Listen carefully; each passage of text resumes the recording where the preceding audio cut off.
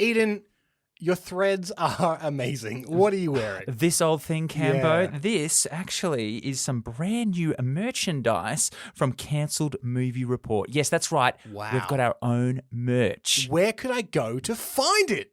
Cambo, just hit the link in the episode notes to visit our store.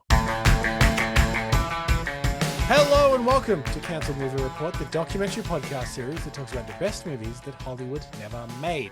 My name is Michael Campbell, but you can call me Cambo, and joining me as always is actor and comedian Mr. Eden Porter. Cheers, Cambo. Oh, that's very nice. And joining us at the end of the episode is David Hughes again. He'll be telling us all about what happened to this project because we are in part 2 of our report all about the film ISOBAR. If you haven't listened to part 1, make sure you do that first. But if you need a little recap, here is a quick reminder of what's happened. The Los Angeles of the future, and the year 2016. A brand new train is being shown to us. This is the New Lay. So first of all, we meet SARI McCoy. She's the purser of the New Lay for this inaugural long-distance run.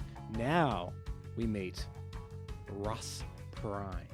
Described as in his 30s with a Bogart-like persona.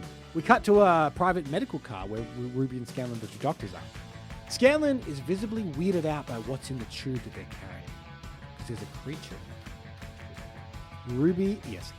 Ruby explains that they have to subdue it every hour for 20 seconds by supplying it with a small amount of electricity that's internally stored in the tube.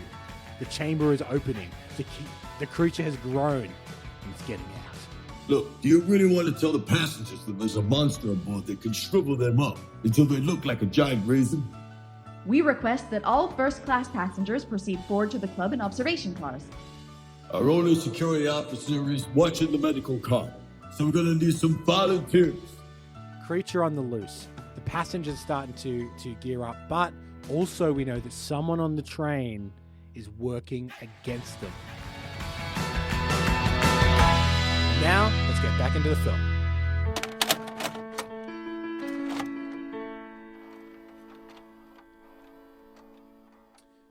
So, this is, I would say, an odd Sylvester Stallone project, right? Yeah, a vehicle for him, Sylvester. Yeah, a train to be specific. I know, it's, look, the thing about, what year are we talking? We're talking 90. 1990. So, what, he's done Rambo. Yep.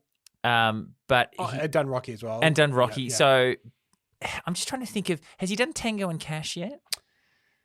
Yeah, I think that's 89. Yeah, I think he's okay. just So done it's Tango and Cash. yeah, that's what I was thinking as Yeah, well. No one fact checked me on that. I might be wrong. It's definitely around there Yeah. somewhere. We say these facts on the assumption that people are just going to let it slide. Yeah, definitely. Because people on the internet never look back at stuff. What do you think of Sylvester? Sylvester, I actually think he's made a career out of like one thing. I have a lot of time for Sylvester Stallone. Oh, you've got a lot of time for him. I honestly, because he is seen, I would say, largely as like a meathead. Yeah. Right? Like, hey, I'm going to fight you. Yeah, it's right? And he's made like schlocky action, like anything past First Blood with Rambo is just schlock and the Expendables and such. But I think he's actually a really smart guy.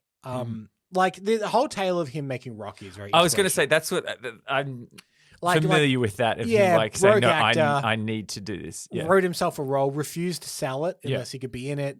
Then started directing them afterwards. Had to sell his dog to fund it. Brought his dog back when he got thank God for that. And he has written a lot of the scripts of the movie. When he comes onto a project, he rewrites them because he kind of sees himself as a writer as much as an actor because that's what started his career. But he's won an Academy Award for writing. Yeah, right? because I think he is seen as a meathead, but I don't know if that's necessarily him. I think that's just his thing, right? His on-screen image. He's big tough guy. I think The Expendables is something different. I think that's a cash cow that's sort of gone there. He knows what that is. Yeah, I think hopefully. Look, it's not Stop or My Mum Will Shoot. Yeah. But Do you know the funniest thing about that movie? Can we tell me the funniest thing about that movie? There is oft a book that many people look to for screenwriting advice called Save the Cat. Correct. Blake Snyder. We know, yeah. Blake Snyder wrote Stop or My Mum Will Shoot. Oh, really? Now that is a fun fact. The book that everybody goes to for screenwriting advice was written by by the a guy that wrote "Stop at My Mum Will Shoot." Yes. Oh my God, Campbell, that's great. I'm going to use that bit of knowledge at my next dinner party. Please. You'll be the least popular guy there. I'll clear out the room. Now, you're all familiar with the screenwriting book Save the Cat, yes? Let's get back into the film. So all the people on the train have decided to band together. And they've all got jobs. They've got to look after That's right. every vent and everything like that. That's right. Yep. So Prine actually goes with a character called Tony to inspect the bilge. And Prine is planning on doing... They've really given up on these funny names when they've got a Tony and a Lisa. Yeah, but it's Tony Clobble Shop. Oh, okay, good. Okay, good. Do you like that's the only name I could think of? Clobble Shop. Clobble Shop. Clobble Shop, that's fine. Prine is planning on doing so from the observation panel. That's checking bilge. But Tony storms headfirst into the room and pushes a button to open the door. It's too late. The creature whooshes up from the floor in this room, and the tendrils grab Tony's leg, and it starts shriveling instantly. GIBRAN bursts in, and he grabs hold of Tony to stop him from being fully pulled under. Prine lunges past, smashes the button again, and the trapdoor closes, cutting off the tendril. So the bilge, by the way, is under the train. Train. So why did Tony do that? That sounded dumb. Because he's an idiot. Yeah. He's an idiot. Tony. That's why he's a character that gets introduced for this mission. To get you're like, kills. okay. Yeah, straight away. Yeah. He's a red shirt. He's a red shirt. I was He's a going to red say shirt. red shirt, Campbell. So yeah, the trapdoor for the bilge closes and it cuts off the tendril, and it's still attached to Tony's leg. Tony is screaming. They rip open his pant leg. His entire leg is shriveled down to the shin. The men, they carry Tony into the dining car where Dr. WAINSCOTT, who haven't actually seen much of this script, he begins to inspect. And he's very clinical. There's been tissue death and it has to come off. The train begins to suddenly twist and lurch as it's continuing to hit its high speeds, so the tracks are starting to become a little bit unstable. We cut to a bent and warped door at the bilge. The creature has made himself a home. He's been redecorating, it would seem. The pipe has been pulled from the wall with the steady gush of water emptying out of it. All the rushing water hitting the walls of the train is causing it to start to rock. So this thing loves water. Yes. It absolutely can't get enough of it, Cambo. Well, we're going to get even more into its water consumption in just a moment. Okay. So the train continues to rock backwards and forwards, and it's starting to lose traction with the maglev rails. The train begins to actually do barrel rolls. So everyone's getting thrown around Because the train. of this bit of water in the... It's like a pendulum, essentially. Like, and whoa! Now it's doing barrel... Oh, wow, that escalated quickly. It's not like continually doing them, but every now and again. every now and again. The creature sends out a series of tendrils and it locks itself into place in the rotating train. And it continues to lap up the water, which is now bursting from the pipe. It's like a washing machine in there.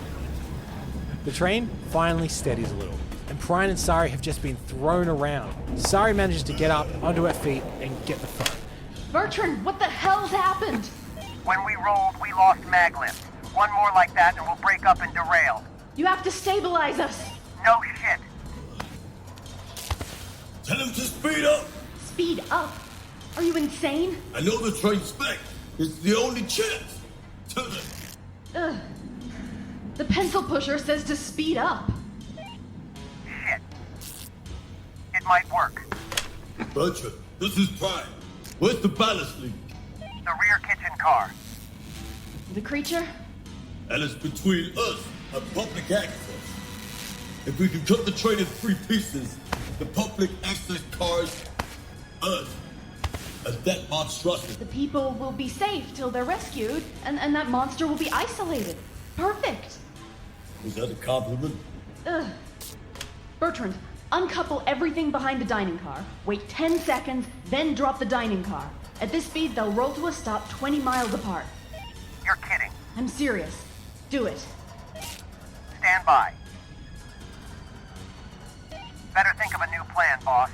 The electrocouplers got smashed when we rolled. We can't uncouple? Only if somebody wants to go out there and do it manually. I'll do it. Nice thought, but you can't. The manuals have a thumbprint lock for security. I think we're out of luck. Reminds me of those good news, bad news jokes. Yeah. I could use a laugh. The good news is there's somebody on board with a thumbprint the computer will recognize. The bad news is it's me. Oh, who saw that coming? Oh mate, the old someone has to do it manually. Yeah, it's yeah, a classic trope, especially in sci-fi films. You've got to open the door from the other side. Yeah, Oh yeah. yeah, we can't do it. Someone's got to stay behind. Yeah. Someone's got to go out there. And yes, we cut to Prine now. He's strapping on a harness and applying an oxygen booster. And he's carrying a grappling hook. Hook, who is the bodyguard, he holds up the end of the line attached to Prine's harness. Prine begins his adventure on the outside of the train. Speed is whooshing past him, almost giving him an immediate vertigo. But he soldiers on. ESSICKER and Lardner, the two sneaky devils, they're talking huddled in the dining car. In hushed voices, would you say? Oh, yeah, dude. They're up to no good. Yeah, and they're aware of this plan. Are they looking from left to right? Oh, yeah. That's how you know they're evil. Yeah, good. The eyes. They know about the plan. And it's a good idea, but if they uncouple the monster and it's left behind, they will fail their mission. And more importantly, they'll bloody lose their bonuses even. What? Campbell, what's their mission? Well, ESSICKER says there's been a change of plan, and he nods to the control room. Lardner nods, and they head towards the rear of the train. Prine is making his way back to the passenger car, and he begins the process of uncoupling the car. Success! The passenger car glides off safely into the distance, disappearing from sight almost immediately because they're going so fast. Prine begins to make his way back to the kitchen car to uncouple, ending this whole situation. Get rid of the beast. So they're first class passengers. Yeah. So first class, dining, normal train every passengers. They've decoupled the normal passengers. Yeah. Then they're going to decouple the dining car where the So monster they're not is. moving anymore. No, they are. The regular passengers have been decoupled. Oh, the regular passengers aren't moving anymore. Yes, yeah. Okay, cool. Yeah, so They've first let them class go. at the front of the train, then the dining car, then the regular. The regular car's now gone off. Gone. The back. Okay, I thought it was the other way around. Yeah. But And now they that want to makes get rid of the car in between, which the monster's sense. on. Yep. So we now cut to the creature, and he's created like a Rube Goldberg machine of sorts. He's using like sheet metal and items from the surrounding, and he's creating bins to fill up with all this water. And he rips more and more pipes from the wall, and water is now erupting everywhere. We cut to Prine on the outside. He's making his way back towards the kitchen car. He's on the roof of the train. Hook can be seen pulling in the slack, holding it taut in case Prine should slip. He's focused on the task at hand. He doesn't see Lardner slink into the room, aim his gun at his head, and shoot. Hook drops instantly. Prine notices the slack in his line. He can see something running towards him. It's Hook's body. Oh! It slams straight into him, and Prine gets tangled in the cord as Hook's body slams into the tracks below. Prine is hugging the side of the train now for dear life, losing grip and without a safety net. He slams into the side of the train. Cut back to the creature. It now appears satisfied with the amount of water in its buckets and the cylinder. Its large tendrils reach up and crush the pipes, and the water stops flowing into the room. The ceasing of water pressure sends the train into one last spin. Bertrand, who is the driver of the train, he fights to regain control of the train, and it rotates and it rolls, and on the outside, Prine see a tunnel approaching. We're about to hit the outside, and the atmosphere kills. As the train's rolling, he kind of falls faint. He lands directly into a vent and kicks his way into the car, into the dining cart, as the train begins to stop spinning. And it shuts behind him, just in time, just as they enter the surface. But he finds himself in the room with the creature. What? The creature hasn't seen him yet. It's seemingly focused on continuing to build a lattice-like nest, while continuing to drink as much water as it can force into itself. Prine, he's stepping backwards when suddenly he knocks something over, steel on steel, clang. A tendril whips towards him. More tendrils. The creature turns towards him, but it appears way down. It's moving slower now. The pneumatic door behind Prine, it's refusing to open. He's desperately hitting in the number pad. The only thing saving him right now is the fact that the creature is seemingly slowed down by its massive intake of water. Prine rips into the compartment next to the door. He reveals an electric panel. Begins ripping the wires haphazardly. Come on, you Sparks piece of shoot out, shit. fizzing and smoking. Safety video begins to play on the monitors of the room. Each of these is a distraction to the creature as it's making its way toward it. but nothing is seeming to stop his descent. He notices in the little, a security area, a gun. He takes the gun out and he shoots into the roof, hitting the control panel, causing a beam of light from the one remaining fluoro to fill the cabin below. So he shot up and they can see the light coming through. Yeah.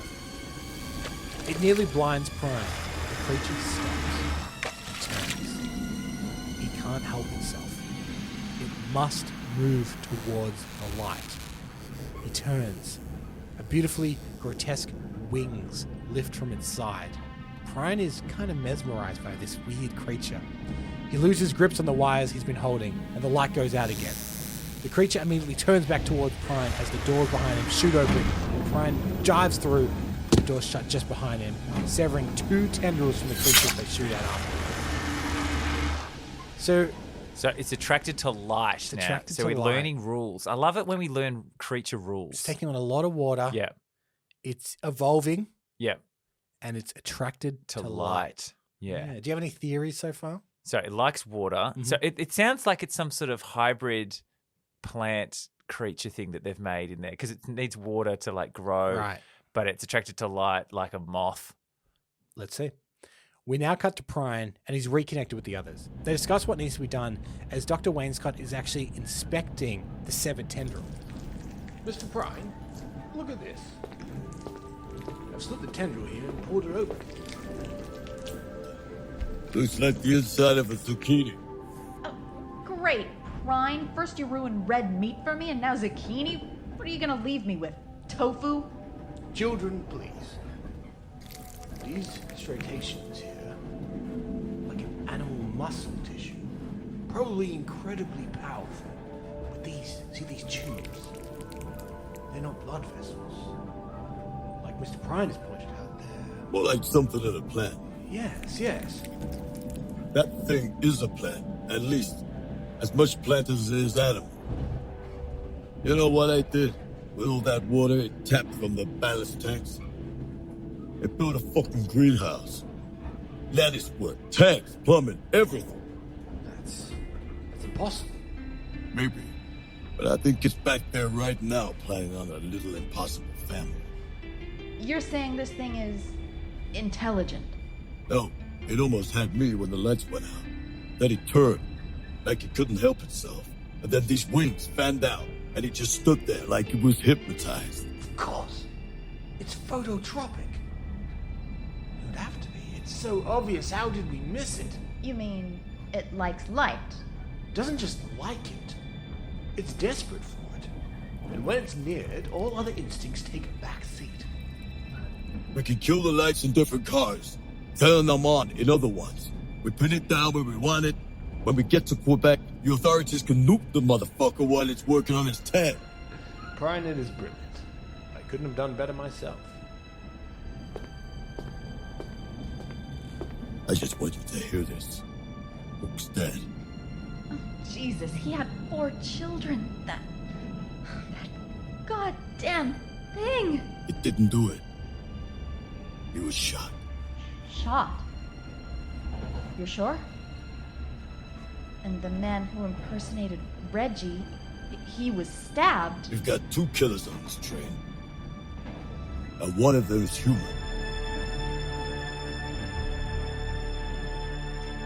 Oh, what intrigue! Oh my God, Cambo, we've got to take off and nuke it from orbit. It's the only way to be sure, Cambo. Yeah. You were right. Plant-based, right. yeah. He's building a greenhouse in there. Yeah, very good. I like the rules. I like they figure out something and then using it to. And it does fit in the environmental message, right? Oh yeah, that's true. Like you kill the planet kills you. Exactly. It's like The Happening. Yeah. So Sari now tries to get Bertrand via the communicator, but it's just static. Her eyes widen. Prine and Sari run towards the control room, bumping into ESSICKER on the way. He's straightening his tie. Oh. The door is locked, but Prine kicks it in. The room is destroyed. 2 bodies, slashed and torn apart. Every control panel is broken, bar one. The Mac rings. That was how fast it's going. Oh, the Mac ring. Yeah. Okay. Oh yeah, because it's like sound. Yeah, it's like it's like sound. it's ultrasonic, supersonic. There's a hole in the roof as well. PRINE inspects. Damaged cables, lots of smoke, but no monster. SARI can't fix anything. It's too damaged. The ISOBAR is now traveling at Mach 2, 1,200 miles per hour. There's no way of slowing down. It's pretty fast. It's pretty quick. Pretty quick, yeah. No way of stopping in Quebec. The next stop after that is London. And that's the end of the line. Oh. So they now, obviously, they bumped into ESSICKER. He's gone in there and he's sabotaged the train. Yeah, exactly. He's made it look like... Exactly. Yeah. It'll look like the monster's attacked. Yeah. The team regathers, and PRINE realizes that the only way to stop the train now is to wreck it, essentially. He's like, we need to get this thing off the rails. We now cut to the Quebec ISOBAR control tower. It tries to contact the train, demanding it slow down. There's no response. The alarms start to sound. As the ISOBAR train erupts from the tunnel, it sets off an Mach 2 sonic boom. Everything cracks, shakes, or breaks at the station. Then it's gone. The Quebec team start rapidly trying to communicate with the train. It's a cool shot. Right? That's a cool... Yeah, no, that's a really cool shot. You can imagine it in the tunnel going... It has the sonic boom. Yeah. That'd be cool. I think that's the kind of thing that Emmerich's really good at. Yeah. You think of like the early parts of the Godzilla movie that he made. There's a lot of great tension building of this huge thing coming. Yeah. You can really imagine. They set off down different cars now, and they're going to start killing the lights and then opening the doors, and they move from room to room. It's very Alien 3. Yeah, it is very Alien 3. Yeah. When was Alien 3? After 1990? Yeah. Hit the bell. Yeah. They move from room to room doing the same sweep, lights on, lights off. But they arrive in the kitchen car, and slopping in 8 inches of water is the creature. WAINSCOTT shorts a wire to the control panel. The overhead lights flicker and turn on. The creature rises and is illuminated by the light. Everyone in the party gasps and recoils at the sight of this creature. WAINSCOTT begins the process of killing and activating specific lights, slowly luring the creature where they want. Good scene. Yeah, you can really picture it. They kill the lights completely. Everyone turns on the flashlights all at once. The creature is visibly confused and adjusts and focuses. They slowly lure it forward. Step by step. If a tendril comes close, they turn off a flashlight and the tendril recoils. And another flashlight will turn on the other side of the room. Hedda, who is the Sophia Loren style character, her torch jams and she starts to panic. SARI quickly swaps flashlights with her, and SARI and PRINE start playing hot potato, tossing the flashlight back and forth to defuse the monster. They throw the flashlight. A tendril darts out and catches it, and it points the beam back at PRINE. Oh. The others all kill their lights at PRINE's request. The creature is now solely focused on him. He backs up, and he's luring the creature towards a trapdoor that's in the floor of the kitchen. Because obviously that's the trapdoors to the building. Yep. As the creature lurches onto it, Lisa tries to pull the rope, and it goes taut and just snaps. The creature's too heavy, and in the chaos, the tendrils, because the doors come upwards. Oh, that's So silly. it's on the, That's a silly design, That's how it Campbell. keeps bursting up into the... Yeah, okay, yeah. That's how most, I think, floor trapdoors work, right? Up, not down, so you don't Well, fall when you through. hear trapdoor, Oh, yeah, I'm that's true. thinking Yeah, trap. yeah. I'm thinking, just step over here a bit, and it's a trapdoor. But yeah, the creature's now too big, and they can't open that. PRINE turns on his flashlight, gathering the creature's attention. Over here. And it lures him to where there's an empty security cage. Tex, who obviously did the plot outline for us, has written here, amazing, a kitchen with a trapdoor and a security cage. Yeah, I know, it's got everything. But yes, there's a security cage in this kitchen.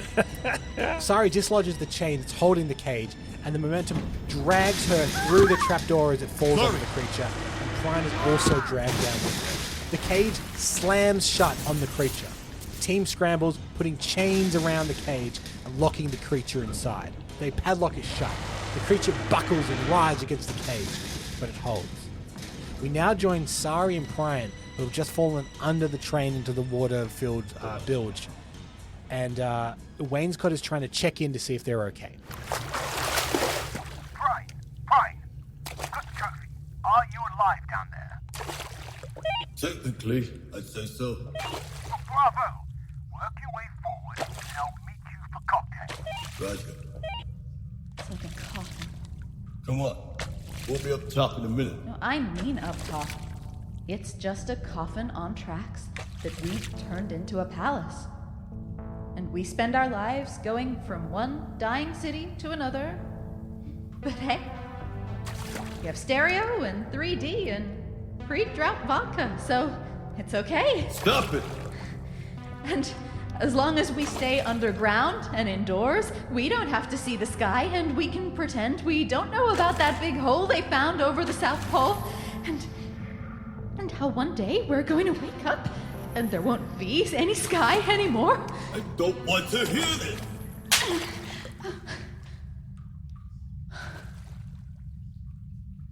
I don't want to say it. Oh, God. Oh, God. I'm sorry. I didn't mean it. The things you said, I've been afraid to think. You know, PRINE, I'm a very lucky girl. I'm one of the 20% of the urban population that's still fertile and healthy, you know? And I can have a baby, but I'm afraid to. Because the future isn't what they promised us.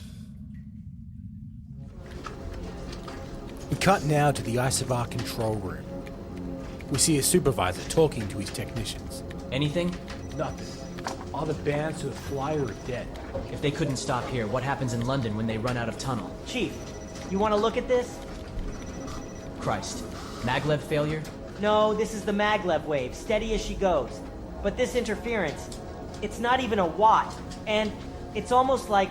A signal? Back on board the train, a massive maglev motivator runs the length of the car as far as we can see. PRINE, cleaned up now, is sitting down. He has a stock ticker from the club car display in his lap. Wires lead to the maglev motivators. He starts to tap the keys. Careful with it, sir. It's an antique. you sure this'll work? It'll work. Whether anybody knows this is another thing. Just hope somebody else was an Eagle Scout. It's Morse code. You got a history buff on board. C-O-M-M, end of word. O-U-T. Communications out. Sir, they have lost all comms. No. Brakes. No. Controls. Intend to derail on Icelandic incline. Repeat. Intend to derail on Icelandic incline. Jesus Christ. Derail on the Icelandic incline? Derail. On the Atlantic incline. The Atlantic incline! Yes. Get me Polar Rescue. Now!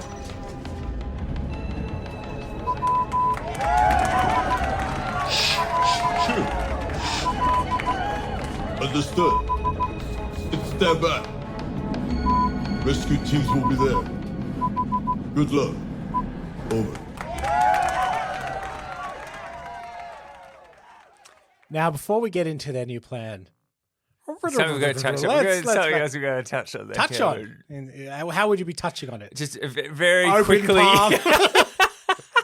It's always great when you get your hero To slap a woman? to take part in a little bit of domestic violence. Why is that in the film, Campbell? I don't know. Why is that in the film? I don't know. It's a really super forced, like, we ruin the planet little Yeah. monologue. Yeah. Why does that end with him slapping her in the face? It was the 90s. Oh, is that what it was? But so there's an ongoing thing with PRINE. We haven't touched on it too much that he hyperventilates when he's frustrated. Well, his arm starts flapping around everywhere. well, yeah. In episode 1, when he calls his boss, he's hyperventilating and he's checking his bio read to make sure his heart's okay. And that's what he's doing there. Is he's starting to freak out. But yes, his response is, to be clear, to slap the woman, telling him things he doesn't want to hear. Yeah, it's not great, Cameron. It's not great. It's not great. It's not great. Rewrite. Yes, let's write Stephen now. Yeah, come on. Loving most of it. Yeah, One great. little scene rewrite. By the way, Tex has left us a note. Yeah. In the story, it just says, "The slap. Holy shit." Oh, really? Yeah, thank you. We're on the same page. We're on Good the same stuff, page, Tex. Yeah. Do you know what? In a weird way, I was like, I had a feeling when you set this up, I was like, I reckon they're going to use Morse code at some point. Oh, really? I honestly did. Even though it's set in the future, I was like, oh, I reckon there's going to be a more. It just feels like the kind of film that they're going to be like. I like that they've hacked the maglev like readout system, and they're literally like flicking it to make it. And thank God someone was an Eagle Scout, which still exists in 2016. So, but their new plan is they're going to derail on what's called the Icelandic Incline, which is a huge stretch of land on the Icelandic Incline. Like it's a big piece of icy land. We now cut to the creature in the cage. Bars are bent out of shape, but they hold. The creature reconsiders its position. It tries a new approach. It dangles from the roof of the makeshift cell. That does it. The weight causes the bolts to start to pop as it's lowering down into the cage, pulling it from the top. It's not a creature. And the cage walls crashing down. The creature's out. It shambles towards the stainless steel door of the cabin. It throws itself against it.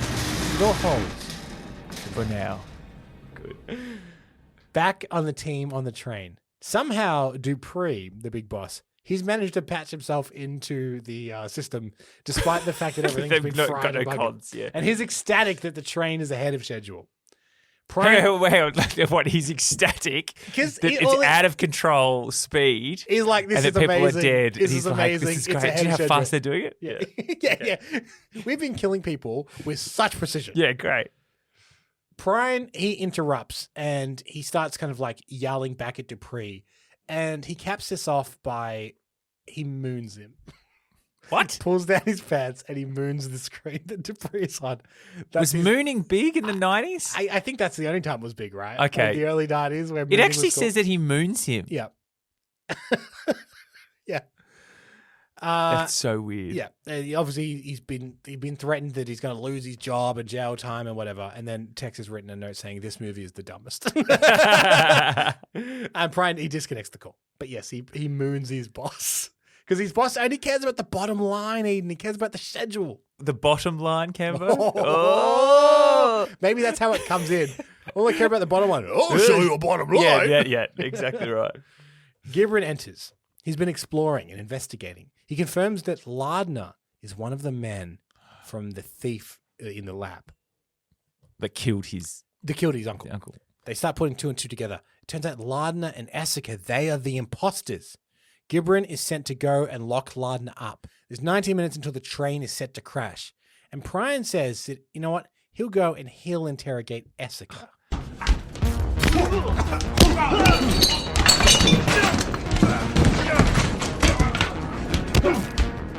We're gonna play Jeopardy, Mr. Bill. I'll ask the questions, and you'll be in jeopardy until I get one right, okay? Fuck you.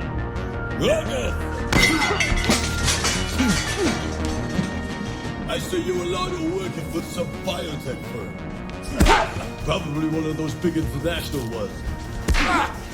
Your head office was doing some illegal biological engineering out of the toxin zone. Where no prying eyes might see you at all the all-night vivisection parties. How am I doing? You're dead, PRINE. You're dead and buried. Sorry, must be rigor mortis. PRINE pulls out something from ESSICKER's pocket. A missing computer part, now cracked. The motherboard. Shot. We stick to the plan. Something went wrong. The whole place went up. But you managed to save a specimen that's so important that you were willing to kill anybody who sees it, anybody who knows about it. And you brought it aboard the train, didn't you? You bastard. You brought it aboard the train, and you screwed up, and you let the genie out of the bottle. All right, you got it all. Give yourself a fucking medal. Not all. Why is it so important? Why is it worth all our lives? It was over his head. No need for him now. Yeah, you're probably right about it. My God, but you helped us. We trusted you. And I you. Please don't feel abused. Everything I did sincerely. After all, our goals did coincide to a point. We didn't want to crash. And we didn't want the Boromirs to eat us.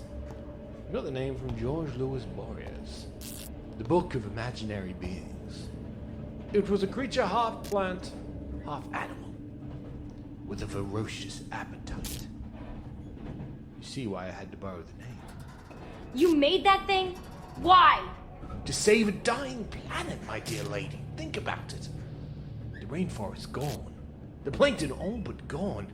The atmosphere that isn't sucking out that awful Antarctic hole, turning into nothing but carbon dioxide without any plant life to cleanse it. The world needed a new life form.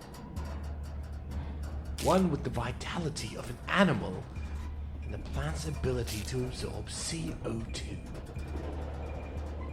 Soon, it will reproduce, spread all over the desert, turn green again. You mean red, with blood. You want to fill the world with these monsters?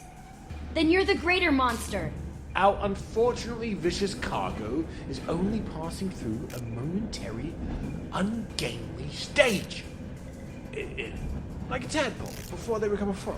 Does anyone remember tadpoles? It shouldn't have reached this size until we got to the Biodome in London. Obviously, there was an error. But when it makes the final change and begins to spore, it will lose any animal qualities and become immobile. Simple.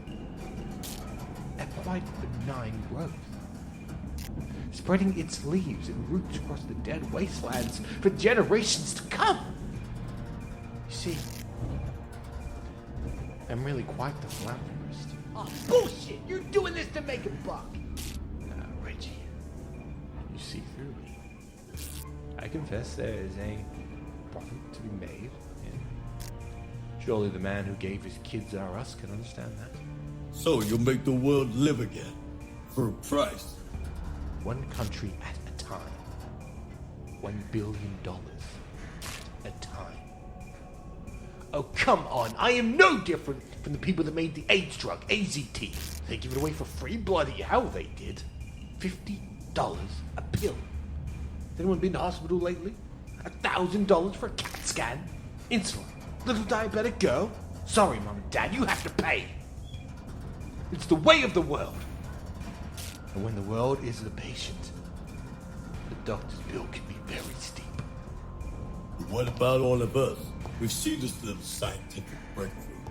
If we talk, I'll lose my competitive edge. No, I'm afraid in the world of biological research, we'd have to call all of you an unfortunate side effect. The Icelandic incline. And bon voyage!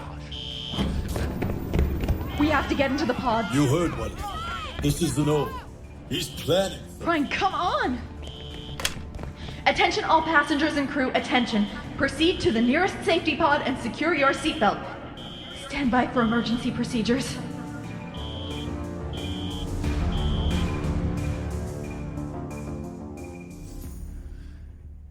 Did you expect last episode when the safety pods were introduced that perhaps they would be used at the third act? I thought they were. I thought they were, Campbell. I'm just, that whole time, all I was thinking about was, did the rules of Jeopardy change? Because famously, Jeopardy, you give the answer and they do the question. Yeah. And straight off the bat, he goes, we're going to play Jeopardy. I'm going to ask the questions, and you're going to remain in jeopardy. So you think what is going on? You think that should have been ESSICKER's like retort as he's being beaten? I was like, that's not how it play Jeopardy. I don't think you've ever seen Jeopardy in your life. But at least give it the answer and say you work for like a biodiversity company. So he goes, who do I work for? What is my plan? Yeah, exactly. That would have been better. Oh, I just couldn't get over that. What else happened? I blacked out after that. Well, what we got is something that we love on the show. We'd love a good monologue. A villain monologue. The old VM. Yes, the old VM. The old VM. So this creature is actually designed to help the planet. Yeah. But it has to go through this phase where it morphs and becomes quite dangerous. And he says, but it'll reach a stage where it'll become benign and it'll start sucking up the CO2 in the environment and it will help the planet live again. Yeah. Which actually isn't bad. No, but he's doing it for profit. He's doing it for profit. Yeah, but then why do you have to kill everyone on the train? I know he says I lose my competitive edge, but realistically, they're probably way more advanced than anyone else working in that field at the moment. So you never know. You never know, Eden. There's another biodiverse firm working. And they're like, okay. we're almost there. We need that last little bit. You don't have to be just an evil villain, Cambo. You can just do it to help the world. Don't tell me. Talk to Dr. Wainscott. Mr. Man. He's the one. Mustache twirling. Yeah, okay. So, yes, they're now hitting the Icelandic incline and the speakers are roaring. And Wainscott, his biddies are due and he's run off through the door. He's with Lardner and ESSICKER again. The doors slam shut behind them and they lock. ESSICKER, Lardner, and Wainscott communicate with their home base via a briefcase phone that they've brought onto the train. A group of mercenaries are awaiting their call. Time has come for the extraction. ESSICKER reminds them to bring a container for the specimen and portable, high-powered lights. The mercenary team is fired up. They're ready. They climb onto a helicopter and they set out to the Icelandic incline. The team all climb into the escape pods, only to realize Wainscott has destroyed the electronics on all of them. Well, all but his. The panic sets in. SARI knows there's what. What? SARI knows there's what? What? In a situation like this, where everyone's trying to escape, Yeah. there's a manual override. Someone has to do themselves. Yeah, Yes. good Cambo. Yeah. They set off together. There's 90 seconds to the crash. SARI Oh, is there a ticking clock as well now? Yeah. Well, until they hit the incline where they're going to fall. Oh, yeah. SARI is yelling at PRINE to go back to his seat in his pod, I ain't going but he without won't leave without her. She's trying to pull the rank, but Reggie steps in. He's holding a gun at both of them. It's a manual override. Someone has to do it. PRINE tries to negotiate Reggie, but he won't hear it. He wants to do this. There's nothing left for Reggie out here. He wants to go out on top. Remember, because he's been soul searching. Yeah, the whole He time. realised that he's been a piece of Who shit did we his say whole- this was going to be cast as? Jim Belushi? Jim Belushi. Yeah. Okay, that's we're weird. I think this is the only character I thought fits in yeah. most. That's right. Reggie hands PRINE his will and sends SARI and PRINE back to their pods. His will. Yeah, I guess he just had it on him. He had his will with him. Yeah. And he's left everything to Debbie. He's going to do the right thing by her. Oh, okay. So this is his big moment of being like His wife. His girlfriend. His girlfriend. Okay, there's a huge scene here. There's literally 2 pages describing this train crash on the Oh, Atlantic wow. incline. Okay. You can imagine. Like, Yeah, huge Roland explode. Emmerich. Yeah, style big explosion. Oh, yeah. Yeah. And in 1990, like, a lot of this actually gets called out in the script to be miniature. Oh, So, cool. so like it says, like this will be a miniature that's cool. scene. Yeah, so yeah, you that's can awesome. imagine this whole, like Independence Day used a lot of miniatures and stuff. You can imagine this being a big miniature crash scene. We cut to the 2 choppers circling overhead. People begin to stumble out of the wreckage, strapping on the oxygen boosters to counteract the thin air. And as they get their bearings, the guns start to ring out. They duck and weave. ESSICKER and Lardner are shooting it. They both look towards the creature and it's pinned. It's making helpless, whimpering noises, like in the train wreckage. SARI wonders, is it dying? PRINE thinks, no. This is something else. The body splits along its seams. Color begins to fluctuate at the wound. The final mutation. Tendrils lock in like anchors. The front half of the body separates from the back. This is something I'd love to see Rick Baker do, like practically. Yeah. Because that was his thing. It'd be amazing. I think he may have done The Thing. This is what is reminiscent of, just that whole... And obviously opening up Werewolf in and London, the famous transformation scene. All done practically. PRINE sees one of the semi-functional blue-lit mags units from under the train track. He reaches towards it as a mercenary fires at it. He starts it up. The maglev field fires out. The rotor dislodges from the chopper. So he uses one of the magnets. He turned it on and it shots up. And the rotor from the chopper gets sucked out. Yeah. And the chopper starts descending and slamming into a mountain away from the creature. But he's taking the chopper with the big magnet from the train. Pretty cool. PRINE approaches the creature. It turns its head towards it, and then towards a patch of green earth, slightly away from the icy ridge that they're against. PRINE understands it needs to get to that patch of earth. It makes a clumsy attempt at dragging itself towards it. PRINE hesitates. and he moves a little bit closer, recognizing that he's going to have to help it. He talks to it slowly. Easy now. He knows that it's done what it's done because it's scared, and he It's can okay. relate. I understand.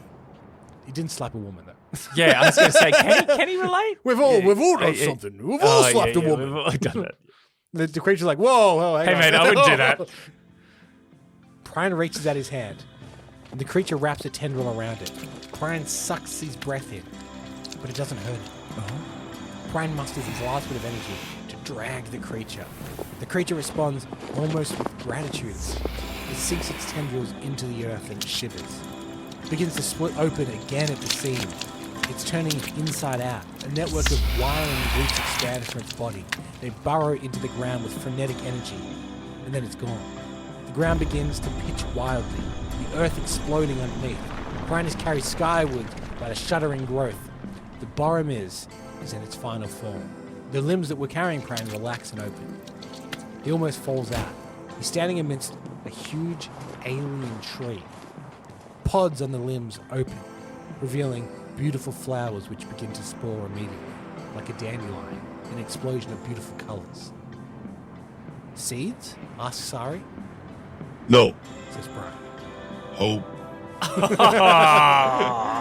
Prine climbs down and he slides next to Sari, staring in amazement at one of the only trees the two of them have ever seen. The colourful spores are drifting everywhere. As we can see, the rest of our heroes emerge from the wreckage, and at this point they've subdued the villains, like ESSICKER and Lardner and WAINSCOTT. And then we see off in the distance as the camera starts to pan out, electric-powered vehicles arriving to collect them. The end. Oh, Campbell. There we go. That is the movie ISOBAR.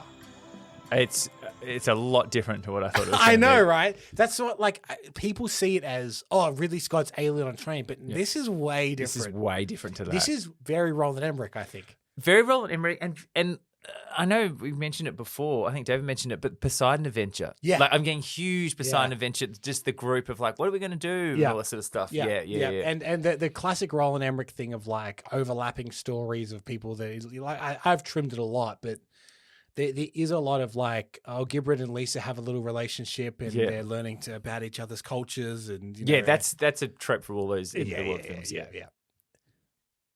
What happened? What did happen? As I said to you, we were a week out. Sets were scheduled to begin the next week. Geiger's got the bloody train in the back garden. When what should happen, but Carol Co. collapses. Oh, Carol Co. collapsed. Yes. So now we have touched this in the past in our Crusade episode, but let's go over the broad strokes. Yeah. Carol Co. Pictures had a string of flops, most notably Cutthroat Island. I was going to say that was the death knell. Yes. Yeah, that was what they put all the money in the world into. Yes, and they ended up filing for Chapter 11 bankruptcy. That's a terrible chapter. I know, it's the worst one. The worst chapter. So obviously all in production things were just scrapped. Crusade was scrapped. ISOBAR was scrapped. These were parallel projects. These are like sister projects. Oh my God, Campbell, we've got an Arnold and we've got a Sylvester project. Yeah, this is being developed at the same time. You've got a are they both German filmmakers? Where's Paul from? Where's Paul Van Hoven from? Van Hoven. Yeah, is it Dutch? Yeah, he's probably Dutch. Dutch. Yeah. It's German enough for me. Yeah.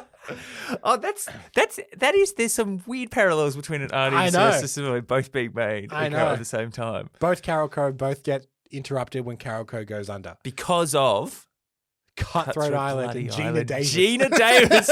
I blame Gina Davis.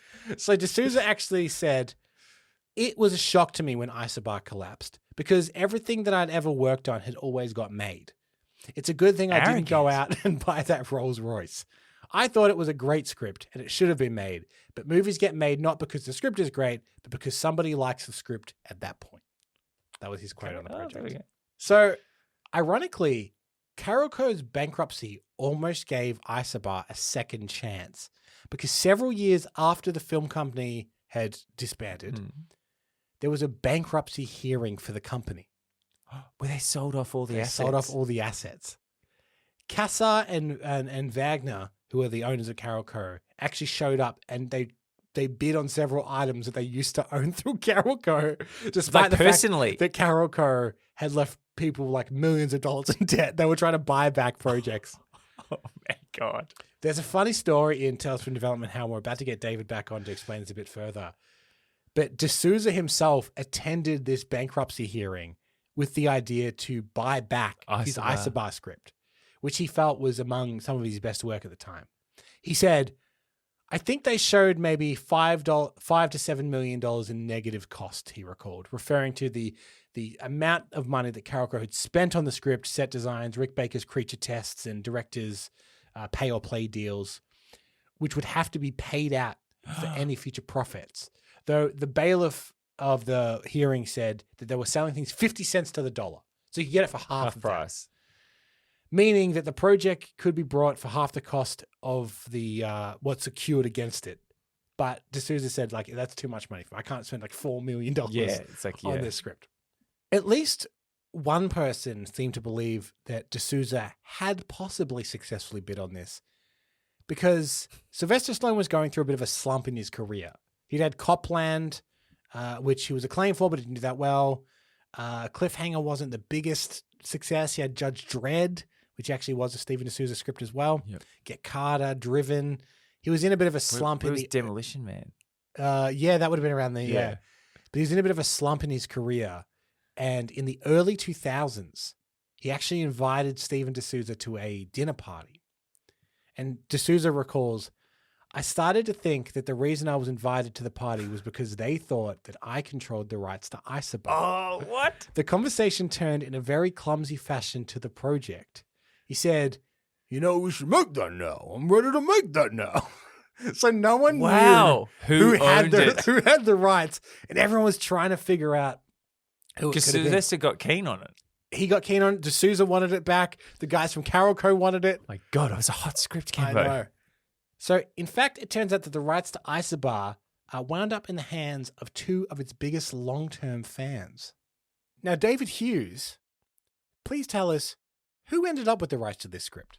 Yeah, so I think it was just one of those things that Roland Emmerich and Dean Devlin always had always stayed in love with the project, and over the years their clout had sort of ebbed and flowed, but they, Roland could still pretty much make something if he wanted to. That's right, Eden. Emmerich and Devlin. Emmerich has it to this day. To this day. So Dean Devlin and Roland Emmerich have somewhat like split their partnership a bit. Yeah. They still, I think they're in a production company together or something, but they don't really work together as much. But Dean Devlin has continually tried to develop this script, and he's hired new writers to try and tackle it, and he still actually remains optimistic about it getting made. And so Dean, the last I heard, said, is the last time I revised the chapter of the book for the next edition, said, yeah, I mean, I'm just waiting to get a chance to make it now, and it's going to happen. I'm just waiting for the stars to align, kind of thing. So he's very optimistic about it. It's going to happen. I wonder, do you think Cambo, they're going to change the date? I hope not. From 2016. I hope not. I would love it if they didn't. Yeah, there was other drafts of it all the way into the early 2000s. But I'm curious, do you think that they will ever make this script? No. They won't make it, Campbell. David, what do you reckon? Well, I mean, the thing that probably puts me off the most is that if you've got people on a train after an ecological disaster has sent them, has made it so they can only exist on a train, then, and there are different classes of passengers. I mean, you've basically got Snowpiercer. Yeah. So, it's kind of one of the, it's kind of one of those things where so much of the, so many of the bones from that project have been picked, not because anybody who made Snowpiercer was necessarily aware of ISOBAR. I very much doubt it. It's just that ideas come up, that appear in other things, and it makes it so it's John Carter syndrome. So many things in John Carter of Mars had been used in sci-fi movies over the years that John Carter ends up looking like a knockoff of everything that came before, which is ironic, Yeah, I can't see a world in which this ever comes out. It's all Snowpiercer.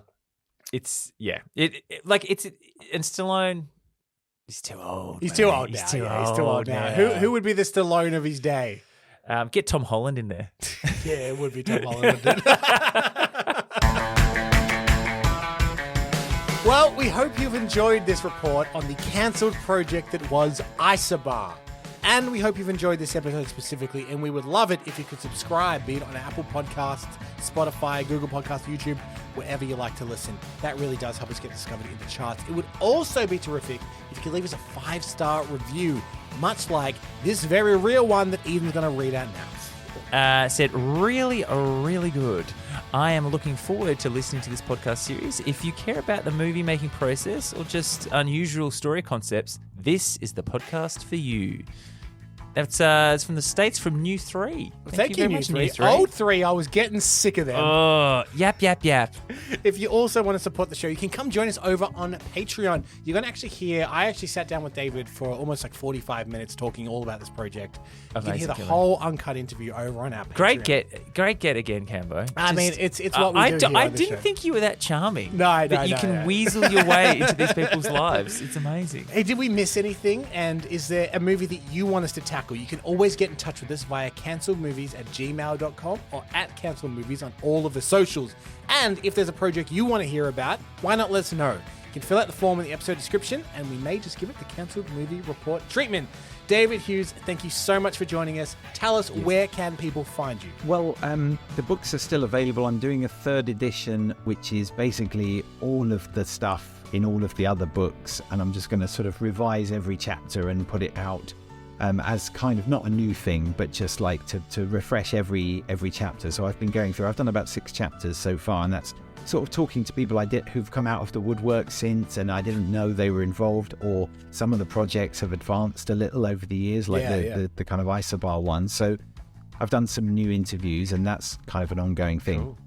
I'm mostly on,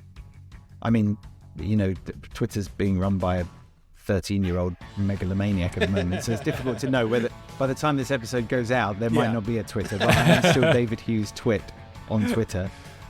And also I don't think it's a competitor, but I'm also doing my audio commentary podcast called Rogue Commentary, where basically I'm just trying to keep the audio commentary alive by like getting people to do audio commentaries for films that they made.